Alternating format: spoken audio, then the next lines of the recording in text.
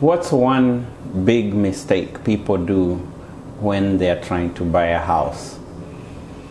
I think one big mistake people do is they try to buy multiple things, meaning they want to buy a car and a house. Oh. And then they messed up their DTI. So we talked about the debt to income before. And so when you want to buy a house, you want to kind of clear out your other debt so that you can show affordability for the house. Yes. But people, they take out loans. You know, they go, oh, I'm going to need closing costs. So they'll go get a loan for that, and that'll mess up your DTI. Or they'll go buy a car, and that debt is going to be counted now, and that'll mess up your DTI. So that's a big deal. Yeah.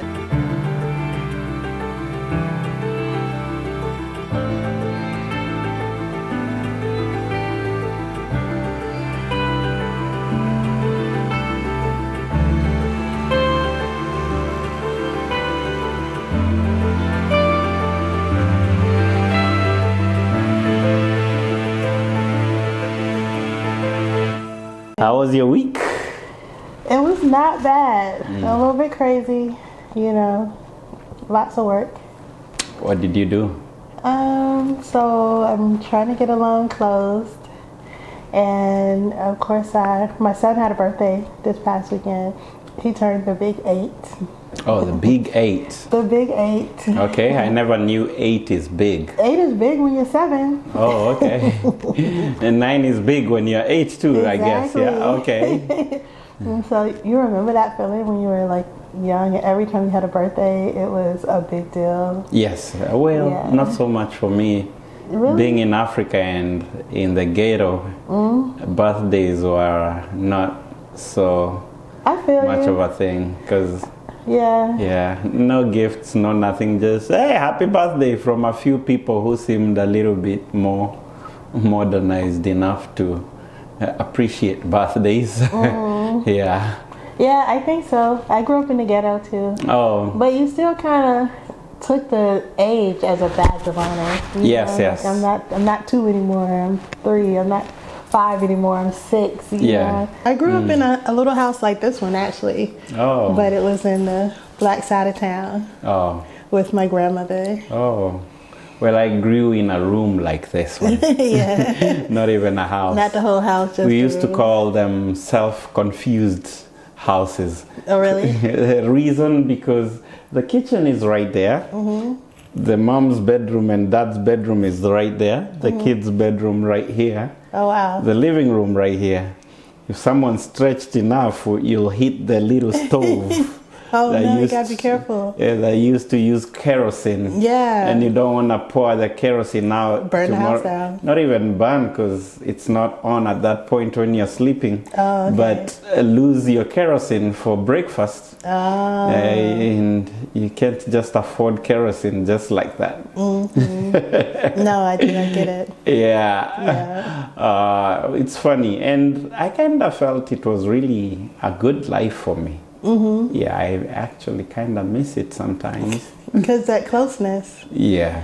Yeah, because you don't really value it when you're in it. But later you look back, you go, no, I miss that. I miss the... What do you miss the most in your childhood? About my childhood? I think I miss the optimism. When you're a kid, the world is your oyster. You know, and even if it's hard, hard is easy when you're a kid, if that makes sense. Yes. Because you just roll through. You adapt. You just say, okay, this is the hard part, but this is the fun part, and you push through it.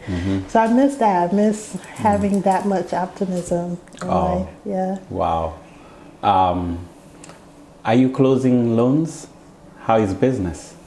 Well, it's still new. Hopefully we'll be closing loans soon. Okay. Yeah. And so business took a little dive, right? Because the interest rates went up and people are not buying. Not as interested in buying as they were. But the good news is that we're in Raleigh, and it is a fast growing city. It is the fastest growing city in the country. Oh, really? Raleigh? Is it because of Amazon? It's because of everybody. I think Apple picked Raleigh, okay. the RDU area. Okay. I think Google, one of the two, if not both of them, have picked this area. Oh, okay. So that means that everybody... To be a headquarters? Mm-hmm. Really? Yeah. Wow. It could be Google or Apple, right? Yeah. One of them. And also Amazon is big here too, right? We have several Amazon factories. Warehouse. Yeah. Mm-hmm. Mm-hmm. And so it's a lot of things here, actually. So, we have the tech industry. Mm-hmm. We have Cisco, Red Hat, IBM. Then we also have the pharmaceutical industry. We have Biotin, Merck. So in this area, there's almost something we don't have. We also have a major college system, UNC, Duke, and the medical system that goes along with those. So it's just a very ideal place to be. Yeah. And let's not forget the weather. The weather is absolutely we good. Have all 4 seasons. Yeah. And so not everybody gets that. Yeah. And our winters are not. And it's moderate winters. Yeah.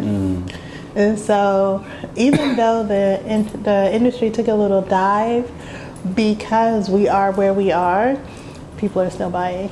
People are still buying. Mm-hmm. That's good news. Yeah. Wow. People in Raleigh have money. It's a progressing city. Yeah. So, right, because we have all the industries, pharmaceutical and the others that we mentioned. And so there is a lot of money here, and there's a lot of opportunity here. Okay. What's one big mistake people do when they're trying to buy a house? I think one big mistake people do is they try to buy multiple things, meaning they want to buy a car and a house, and then they messed up their DTI. So we talked about the debt to income before. And so when you want to buy a house, you want to kind of clear out your other debt so that you can show affordability for the house. Yes. But people, they take out loans. They go, oh, I'm going to need closing costs. So they'll go get a loan for that, and that'll mess up your DTI. Or they'll go buy a car, and that debt is going to be counted now, and that'll mess up your DTI. So that's a big deal. You have to really avoid new debt. Debt to income ratio, that's a big thing. Yeah. Wow.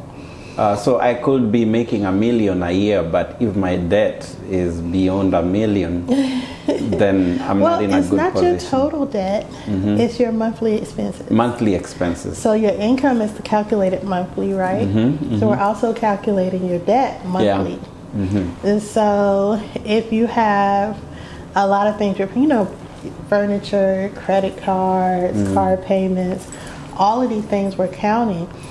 Student loans, which has been a big deal lately, right?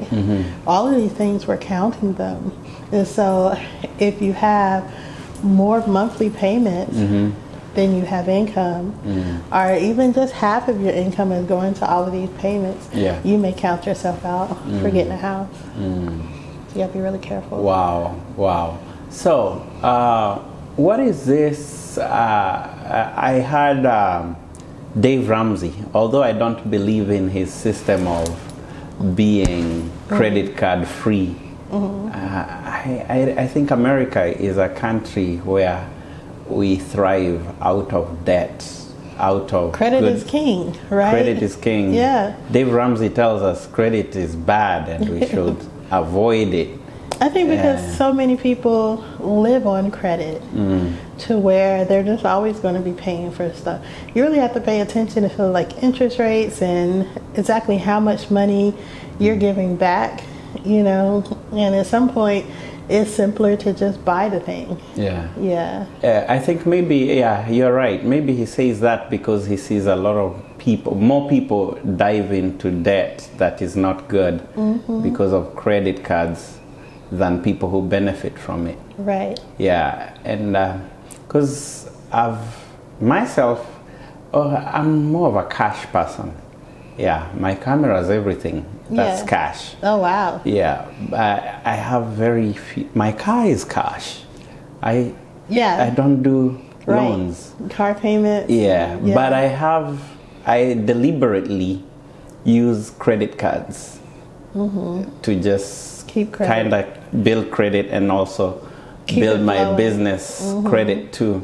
Because now when it comes to business credit, I've realized it's easy to even have $100,000 worth of business credit and paying less than maybe 4%.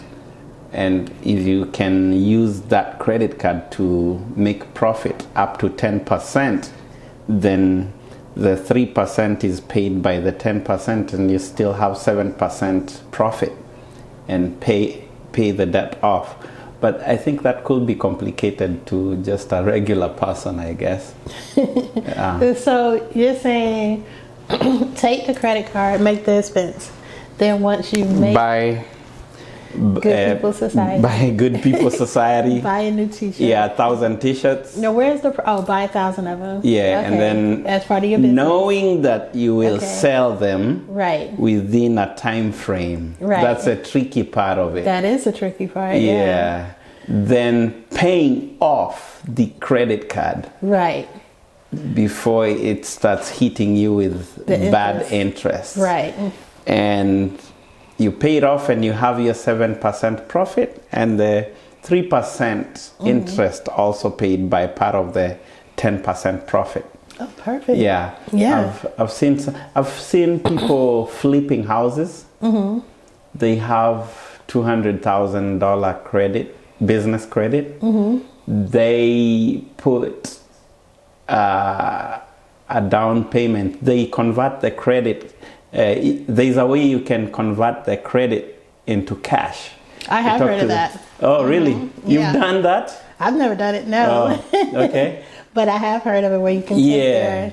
And then the bank tells you... Purchase a money order or pull out a line of credit on your business. Yeah. But yeah, you take the bank gives it to you interest free for about 18 months. Oh, wow. So if you flip a house within that time range and sell it, and maybe make 30,000, let's say you're lucky, and you make 30,000 profit, and someone buys a house, you pay off the debt, and you have your 30,000 spent. Yeah, but the problem is that your house goes beyond 18 months before being bought. That now 18 months is a long time. It's a long time, huh? Yeah, you can get a house sold in less than 18 months. Especially if you set a timeline. Say you're going to buy the house, you're going to pull the money out, you're going to use it as a down payment and closing costs, right?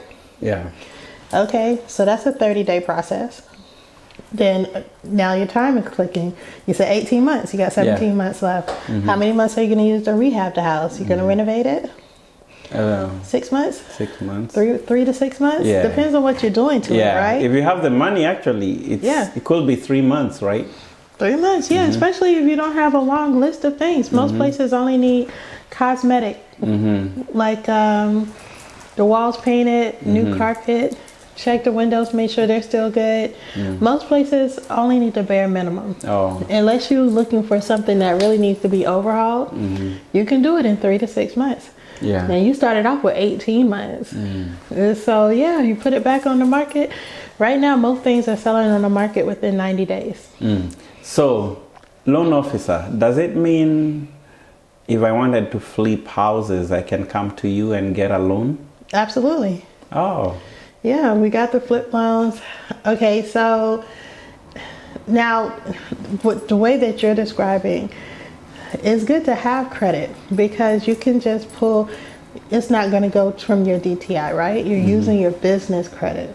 To use your business credit to pull out cash to make a down payment and have your closing costs, that means that it's not going to cost you, it's not going to show up as an expense for you personally, right? And you're going to be able to pull enough to get a good deal because the flip loans require between 10 and 20% down. So if it's a $100,000 house, you got to pay 10 to 20,000. And so on a scenario like you're saying, that's not that hard to do if you're using business credit to get it. Yeah, true. What do people ask you the most when they're coming for? Most people worry the most about credit. Most people are like, oh, what does my credit have to look like? You know, right now it's a 620. It doesn't have to be that high. 620? You got yourself a house? You can get started. With high interest though. Well, the interest is high already. Maybe a bit higher. High enough to really kill you, to make you feel like you've made a bad decision? Well, there's different things you can do. It's not a bad decision to buy a house. Okay. And so you could buy down your interest rates. So they have something called points. Okay. And so you would just pay 1 or 2 points to bring the interest rate down to something that's more feasible for you. Okay. And so it's not the worst thing to not have the best credit. You know, you can certainly work on your credit and wait till it gets a little bit higher so that you're in a better position. Yeah. But then, you know, there's different programs. Remember the USDA we were talking about one time before? You really don't actually have to have strong credit for that at all, because that's meant for low income and rural areas, and it's more for poverty stricken areas. So the guidelines are a lot less stringent. So I've seen a lot of my friends have bought houses with the Habitat for Humanity. Yeah. Oh, okay. Yeah, but then you don't choose where your house will be.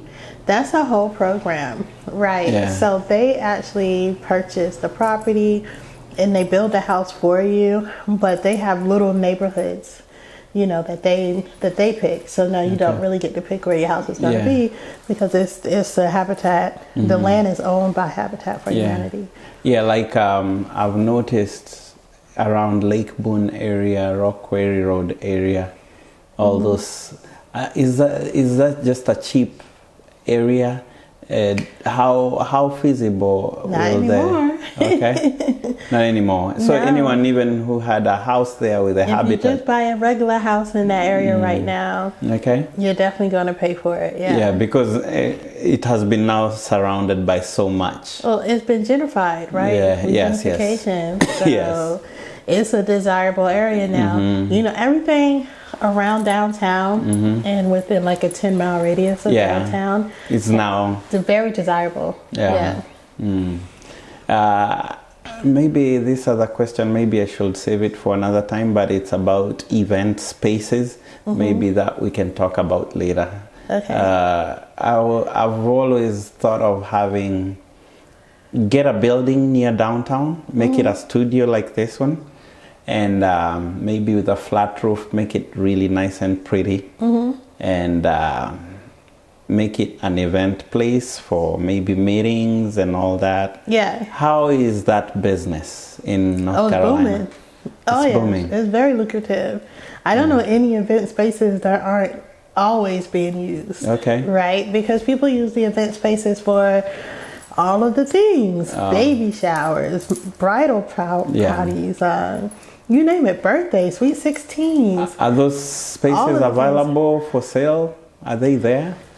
So they do have them, or more so for rent. Or maybe small houses, warehouses that can be refurbished. I think it's good to get creative. Yeah. Yeah, and try to find like a mixed use or flex use space. But they also have storefront spaces. You know, you just have to kind of decide exactly how much space you want and how you want to divide it up and how much you really want to pay for it. Because even in commercial real estate in this area, the price has gone up. Yeah. Yeah. But that's a good idea, because it's almost kind of like the Airbnb model. You know, you're renting the space, you rent it by the month, or even if you buy it, you're paying for it monthly, but the income that you receive is daily, right? Or even hourly. You may be able to have somebody rent it for 4 hours in the morning and then 4 hours in the afternoon. You know, and so you're actually getting your money back faster than what you would be spending. Why do even my mentors, and don't get me wrong, they are millionaires, multimillionaires in Atlanta, black men, just like me, my age mates. I don't know how they made it to be my mentors, and I'm their age mate, and they're my mentors. You said they're millionaires. What have I been doing wrong, you know? But, you know, I see a lot that I've been doing wrong, and they are so good at teaching that. But I've realized that most of them own older, if it's apartments, they own older ones. none of them have had. Okay, David is building David Chance building. Yeah, David never sleeps there.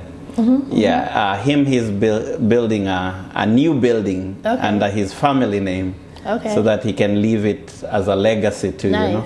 But most of my guys are thriving with Chicago duplexes, New York duplexes. Why not? They're not going anywhere new. Is there a reason for that? I can't just get a whole new apartment complex, or it's really hard? It's the price point. Okay. That's the best thing I can come up with. So an older house in certain areas costs less. So it may just be that when they ran their numbers, it made sense. Especially in a high cost, you said New York and Chicago, right? Yeah. You know how much rent is in New York and they Chicago? were saying it's like 12% return. Yeah. That's really high. So it makes sense to, and in those areas, you're not really going to come across new. North Carolina does new. Because a lot of our land wasn't used for a long time. Okay. Right? So we have a lot of new stuff. If you want to get into something new, you can. Okay. But in those areas, Chicago, New York, they're not really building. Yeah. You know. They're not really building. Right. Yeah. Oh, so it could be not just, it's not something to do with profitability. Well, maybe it could. Profitability, it's just access. Okay. Yeah. Yeah, because also those houses, some of them are renting out, are paid by the government. So they'll never miss. Yeah. They're not missing payments. Right. Yeah. But then once the tenant leaves, they find holes in walls, and it's a mess. A lot of people that won't do Section 8, you know. Yeah. But it depends what your priority is. If you want the guaranteed money, you'll go ahead and go for it. Yeah. But, you know, you run the risk of having maybe not the best tenants. But I don't like to, stereotype people. Yeah. You may have the best tenants. You may, true. Actually, there are. Yeah. So it's just a choice, you know, but it is, I think that's the best way to go. Buy property and rent it out, Airbnb it out, use it for event spaces. Yeah. You know, I've even heard one person take a house and turn that into a studio. And you do it for like bourgeois. Is that how you say it? Bourgeois. Yeah, bourgeois. Bourgeois photos. Yeah. So they have like the bedroom set up. Yeah, and all that. And it pays for itself? It pays for itself. Wow. Yeah, I don't know where he gets all those clients from. It's the women. They want to feel. All right. Yeah. Maybe I should do that in this house. I don't know about that. You can have one room. I'll be in trouble. Okay, don't get yourself in trouble. Yeah, I'd rather do it my traditional photography. Exactly. So what else are your mentors doing? Well, a lot. We have, I have one mentor, but then there are these other guys who are attached to him. Like the EYL is attached to David. I love EYL. Yeah. What's his other guy? Neo, whoever. Neo. With what? This other guy. You know him. You mentioned him the other day. With EYL? Yeah. He's another millionaire. Does event spaces. Neo who? The Wall Street Trapper guy? The other guy. Oh, okay. The one that was with him. I don't know that one. I know the two. Your mentor, Wall Street Trapper, and EYL. Oh, and the EYL. One that was with him. Okay. Yeah, but those are actually the people around him. So I end up listening to EYL a lot. Yeah. If I had more money, I would have paid for the EYL University. Yeah. Yeah. The online thing. But I call David my mentor because I listen to him every day. Okay. Anything that comes out, I'm on it. Yeah. Yeah. That's how I am with EYL. I watch all their stuff. Actually, he's my mentor. He doesn't even know, you know. But man, I follow him like like no one's business. Yeah, I try to follow the Wall Street Trapper like that, but he breaks it down and makes stocks very simple. Yeah. And still I don't get it. Like, I'm like... Yeah. For me, I get it, but Have you tried it? Yeah, I've done stocks here and there. Yeah, and actually I've made money with the Bitcoin. You made money on Bitcoin? My mom got out in time? My mom died about 3 months ago. Oh, I'm sorry. And it was cancer. And in Kenya, taking care of a cancer patient, it's cash out. Okay. A lot of it. Yeah. A huge part of my bill was through Bitcoins. Bitcoins. That's great. Yeah. That's really good. Yeah, and it's not like it was a lot of money. It's something close, maybe 20 grand. That money grew from almost 5 grand. Wow. Yeah. And so but my mom wiped it all. And you got 20 grand out. That's not bad. Yeah. But my mom wiped it out, which is okay because I went in when it was in the 40s when I went in. Then it hit 60s. Okay. 60,000. Okay. And when it was 60, my money had multiplied. Oh wow. Yeah. And then my mom got sick. I spent the money. Then it went back down to 16. Oh, okay. And it's never gone up anymore. Your Bitcoins are over. I was gonna lose the money anyway. Yeah. Oh my God, I was gonna lose it. Yeah. You think Bitcoin will come back? You don't think so? No. That's bad news. But again, it's one of those things I never understood to begin with, you know. But the way that one guy, he lost like $6 billion in a day. That's it. That's all. That was really bad. Because once you hear that you can lose money at that level, then people are going to pull out. They're just not going to keep trying. Wall Street Trapper. I love his story. Yeah. And I love his hustle. Yeah. Yeah, but I've never really followed him because I don't like messing with stock so much unless it's a S&P 500. Okay. Or I already know the generals. Choose an S&P 500 or you choose a health and a tech and a retail, combine those. It's obvious if you do those three, a tech like Apple, you know, a health, I think like Sunrise, and then a retail like Walmart. I think if you do that, I think your trajectory will be. It'll always go up. Yeah, and very little it won't be so volatile like Bitcoin. Oh, okay. Yeah. And then if you don't do that, you can choose an S&P 500. Since Second World War, even First World War, before that, this thing has been like this. Really? Even through the wars. Oh, wow. Yeah, if you check it out, the graph has been always going up. See, my graph is like this, like this, like this, like this, like this, like this. Maybe on a short term. It's just like... Are you messing with any stocks? I only use the little Robinhood app. Oh.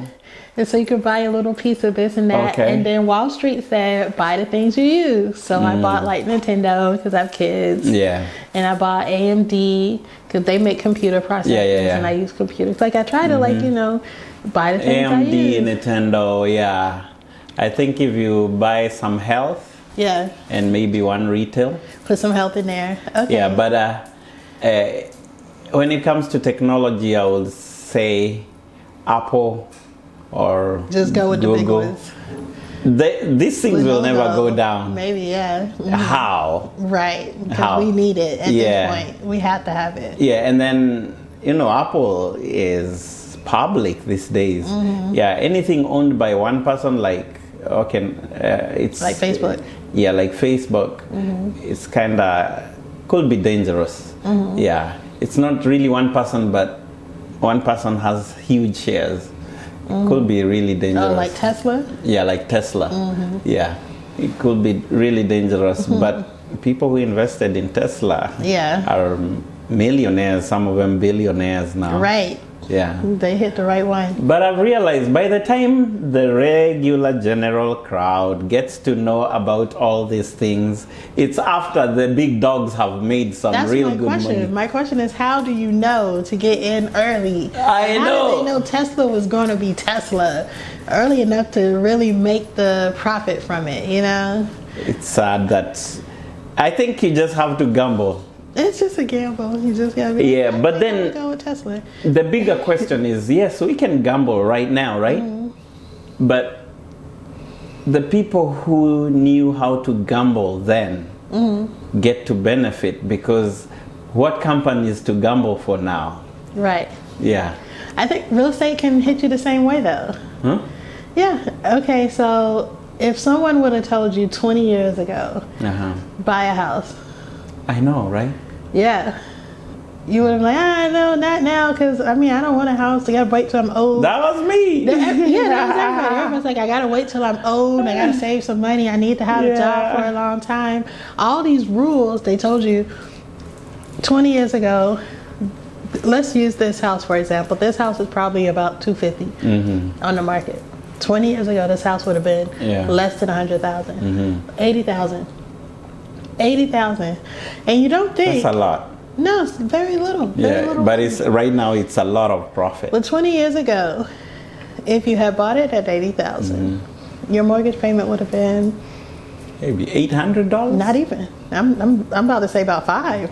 Around $500 to $600, and you would still own this house. You'd probably be in a second house by now, right? This one would be rented out. So we better do that now. So that's what I'm saying. Just kind of like the stock market where you don't know when to get in. Yeah. Get in. Just get in. Just get in. Because it will always get you there. Go up. It's always going to go up. Yeah. Now, nobody could have predicted the last couple of years that we had, But I think we have to start looking at it like stopping the watch. Like you get the stopwatch.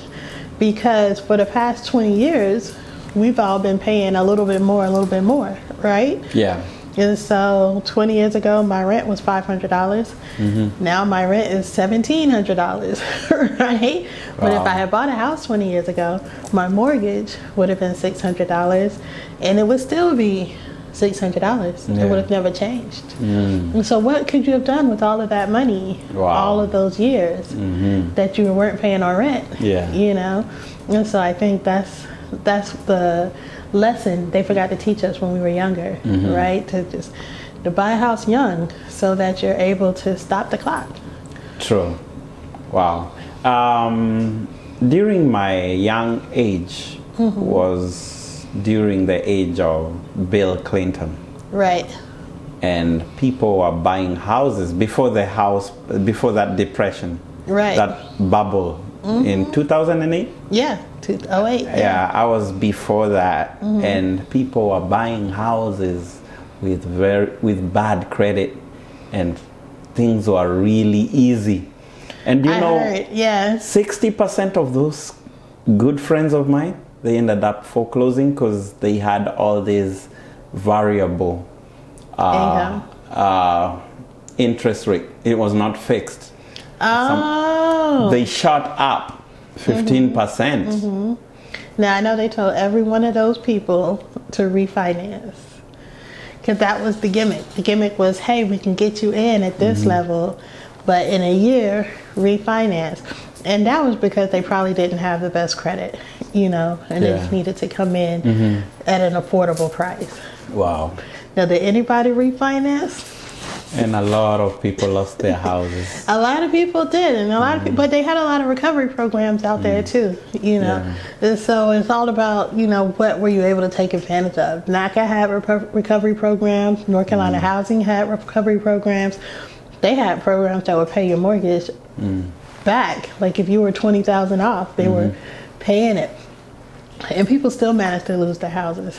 Wow. So, and that's when I got into the mortgage industry. We were doing modifications. So I think modifications are coming back, right? Are you familiar with them? So a modification comes from the world you're talking about, the 2008 situation, where people were buying houses and either lost their jobs or just didn't have the income to support it. The interest rates were variable, and their houses were starting to be upside down, meaning that they owed more on their houses than they were worth. So there's a lot of things going on that the government stepped in and said, okay, let's do modifications. And so we were able to bring people down to like 2% interest rates. We were able to take everything they owed on a house and put it back into the mortgage. And so that meant if you were $20,000, just to use the same number I used before, if you're $20,000 behind on your mortgage, we would turn that into a new $20,000 on your principal. Oh, okay, gotcha. So now you have a new loan. Yeah. So you once had a $100,000 loan, now you have a $120,000 loan. Okay. And so the only thing we had to do was make sure you could afford to pay the new loan. To pay the new loan. And some people couldn't do that. Oh, Lord. And it helped a lot of people, but there was a lot of people that just like, because they thought it was the other way around, right? Yeah. They thought if they showed the greater hardship, if they were like, hey, I don't have any money, you know, then you could do a modification for me. Yeah, true. So people were quitting jobs and not paying their mortgages. They were doing all types of things to think they could qualify for the modification. Oh. And it was backfiring because at the end of the day, it's still a house. Yeah. You still need to be able to be paid. Yeah. Yeah, it cannot be free. It can't be free. Yeah, people love free though. People want free. Yeah. My goodness. So that's good. People should consider that if they are starting to see that now, because I know the way the market went way up, that there are going to be people who got themselves into situations that modifications are still out there. And you'll still be able to do a modification. You just have to show affordability. So one last question, because I know we've gone, and today our equipment keep on failing us, so we won't go for so long. We won't push it. But next time we'll be ready. We'll be ready, set. Right. Yeah. Last question, maybe the second last, but someone has maybe 700 credit. Maybe they say they don't even have a house, don't own a home, but they want a 4-unit. How possible is that if I came to you? It's very possible. Yeah, so I mean, it's just a matter of finding a 4-unit and seeing what the cost of it might be, you know. Will I come buy it as my first home with the FHA? If you want to live in it. Okay. Yeah, and you said my trick of trying to live in it for 1 year might not be. Well, there are some stipulations. So FHA wants you to live in a house, right? But if you move into it and like it's a 4-unit, a 4-unit is a duplex, it's a townhouse more than likely. It's not going to be something that's big enough for a family, but while you're there, you happen to get married and have some kids, then you've outgrown your that's property. A good reason to move out. Then of course you can buy a bigger house. Yeah, legally without having to.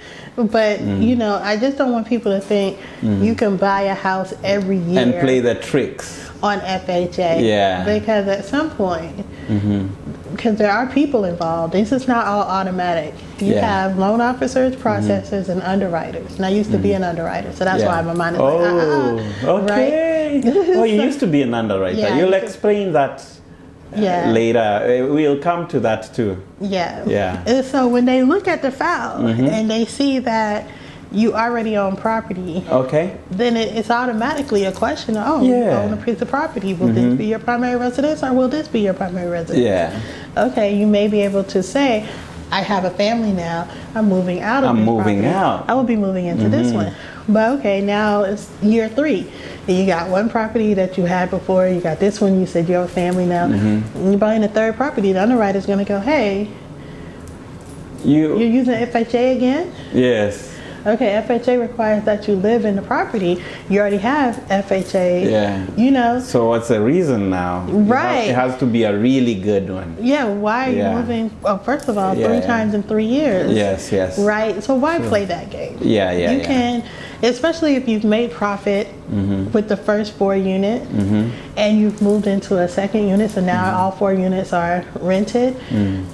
By the time you get to the third property, you should be in a position to pay a regular loan to value and just get the property. Yeah, you should be able to do it. Yeah, without having to play the game. Yeah. Wow. And how lucrative is that? Is it a good idea to do that rather than looking for my dream house the first time round? What would you tell me, someone who has very much flexibility to do what he wants? Yeah, I think it's very lucrative to go ahead and get into the real estate rather than get into my dream house, but get into that, because that will buy my dream house. Exactly. Okay. That can help you pay for your dream house. Isn't it what most of us should be doing then? I think most people should be trying to buy real estate. Absolutely. Yeah. Before the dream house. Well, so it depends. It depends on how you use money, right? So you buy your dream house, you live in it for a while, you have equity. You can take money out of your dream house and get to the 4-unit. Same way you did with your business. Okay. You could take that equity out and flip it and put it into investments. Maybe you already have a house and you just never really thought about buying and selling real estate before. Yeah, true. So it all depends on how you use money. But the reason they like the 4-unit so much is because you're going to get, what is rent right now? Like $1,500? Yes, $1,500 times 4. Yeah. On one property. Yeah. There's no way your mortgage is going to be that high. No way. Right. So that's all income. Once I'm ready, I'm coming for you. Come see me. Come see me, because we're going to put in all the numbers. I am coming to get my 4 units. Yes. I have to get my 4 units. Okay. Yeah. And live in it. And once I have a family, I'll move out. Move out, and now maybe after that I can afford a regular rental property without having FHA. Right. Yeah. Or if there is a possibility to get it again, well and good, I guess. Just to see what other type of programs are out there, because there are other 100% financing out there, and you may not even need the 3.5 down, the FHA. Well, we didn't hit Africa today. We did hit Africa today. We need to talk about African real estate, but I don't know much about it. Well, I'm building houses in Kenya, but it's not really me. I'm just sending money. And you're trusting people. My sister, it was my mother, so now it's my sister. Isn't this how real estate is done in Africa? Oh, cash money. Yeah. It's done with cash, and you have to trust the people. And now you can do loans, though. Huh? And now you can do loans. I've seen that. Yeah. I've seen that in Ghana, that they're offering loans on certain properties. Yeah.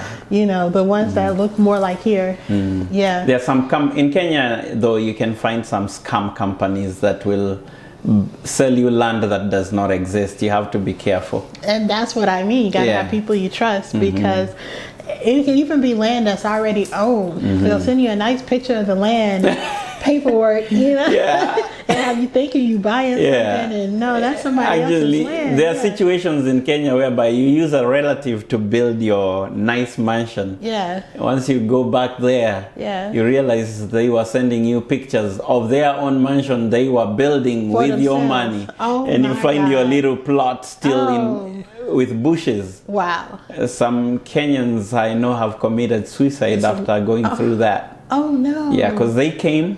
Yeah. They put it all for 8 years. Yeah. Went back. And nothing. Right. But that was foolish of them to trust someone that much. Because you have to go back. You got to go back and look. You got to go see what's going on. True. Yeah. Yeah. So same thing in Ghana. Same thing. You got to be really careful. Wow. Of where you think you're buying property. Who does it belong to? And then the paper trail is a little looser. Yeah. Yeah, true. You're not really going to the register of deeds like you are here. Where everything is verified. You got to know somebody who knows the family, who can vouch that this is the property that the family owns. The digitalization of such industries. Kenya is digitalizing the land industry. Good. So it will be safer now. Yeah. But we've gone almost an hour. Okay. I think we should. This is a good. Next time. Yeah, this is a good episode. I love it. Okay. Yeah. Thank you. So you go find out some more, and I'll come with more questions. Okay. Yes. I'll do that. This series will never end. My goodness. Yeah. EYL, we are coming for you, man. Oh my goodness. This is us in North Carolina. Yes. Yeah. Big up to EYL. And all of them. And David Chance and Donnie. And Wodimaya. We're coming for all of you. Yeah. Big up to... By force. Yes, and big up to our people like Isaac Kuria. Yeah. Our guy. And big up to Jamal. We need you here. See you too, yeah. Yeah. It'll be good. Big up to you. Keep on mentioning the Wall Street Trapper. Big up to you. My guy. Don't know them. I hope we'll meet them. I can't wait. Better see this. They'll know this guy is just one day grabbing information from them and bringing it here. There you go. We're applying it. Well, let's call it a good one, right? All right. Yeah. That's a good one. We are out, guys.